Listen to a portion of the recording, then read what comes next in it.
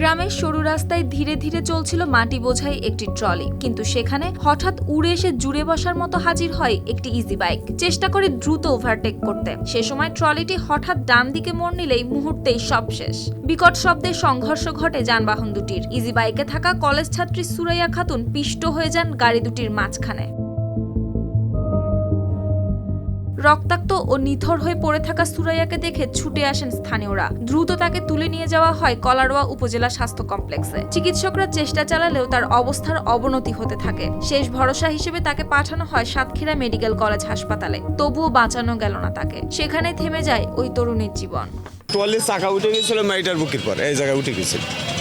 তারপরে দর্শকরা সবাই থেকে বের করে হসপিটালে পাঠিয়ে নিয়েছে। হসপিটালের থেকে সাতক্ষীরা নিয়ে গেছে। সাতক্ষীরা যাওয়ার পরে মারা গেছে। নিহত সুরাইয়া খাতুন ছিলেন সাতক্ষীরার কলারোয়া সরকারি কলেজের ছাত্রী। কলেজে যাওয়ার পথে যে সকালটা ছিল বই খাতা আর ভবিষ্যতের চিন্তায় ভরা, সেই সকালই রূপ নেয় পরিবারের কাছে সবচেয়ে ভয়ঙ্কর অধ্যায় হিসেবে। সানবিট সব দিবে সামাল। সানবিট ম্যাজিক প্রেস ডিশওয়াশিং এর মাথা ঘোরানো সলিউশন। বাড়িতে অপেক্ষায় থাকা স্বজনরা কেউই জানতেন না এটি হবে সুরাইয়ার শেষ যাত্রা। মেয়েটার বাড়ি সলিমপুর, ও জিয়ার গাজীর মেয়ে, ছোট মেয়ে।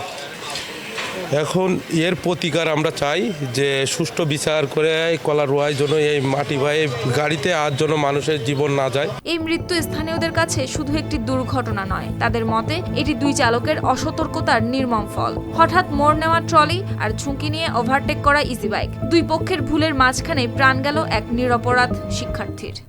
এখন আজকে একটা তাজা প্রাণ চলে গেল।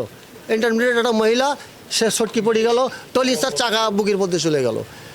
এর দায়ভার কে নেবে বলেন? এর বিচার কি আমরা জনগণ কি করবো? আমরা এখন যদি গাড়ি ঘোড়া বন্ধ করে দেই, দুটো কানে থাবা মারি, প্রশাসন এসে আমাদের হাত কলা দেবে, তুমি করতে গেলি কেন?